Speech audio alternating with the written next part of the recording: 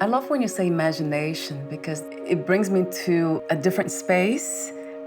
Yes, it's interesting because I speak in metaphor and stories, and this is what Carl Jung had said about the use of metaphor is that it affects us on multiple levels. There's the mental level where we interpret the meaning. There's the emotional level where we feel what is being communicated.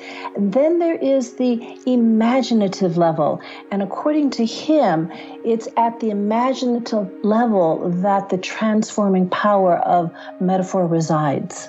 And so I use imagination a lot for that reason. So often I'll tell a story. Imagine you're on the banks of a raging river. It's pouring down rain. You slip and you fall in and you're drowning. You're getting pulled down through the rapids. And along comes a big log and you grab on, and the log saves your life. It keeps your head above water when surely you would have drowned. And eventually it carries you to a place in the river where the water is calm. And from there you can see the riverbank, but you can't let go of the log, so you can't swim to shore. And this is the experience of struggles with eating, is that in our bodies, is that at times it felt like we were drowning in very strong emotional currents. And so we grab onto the struggle, interestingly enough, with eating that does keep us afloat. It keeps us from drowning in turbulent emotional waters. But then we feel stuck with it.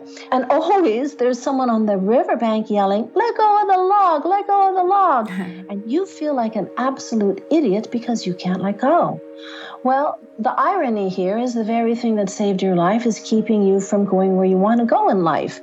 It's important to understand that, and to understand that it has served a function and an important function, and it would behoove you to find out what that function is.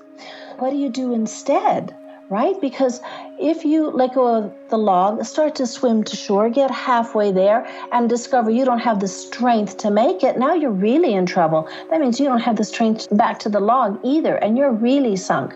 And I happen to believe there's a wise part of ourselves that will not let us let go of anything until we're good and ready. What do you do instead? Well, let go of the log and try floating. And when you start to sink, grab back on. Then you let go of the log and you try treading water. And when you get tired, you grab back on.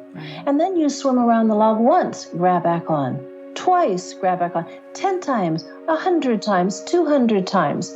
Whatever it takes for you to have the strength and confidence to make it to shore. Then you let go of the log, because you see, it serves no function any longer. Once you develop the skills that you need to cope with this crazy world that we live in, that tells us we should have this and that kind of body or whatever.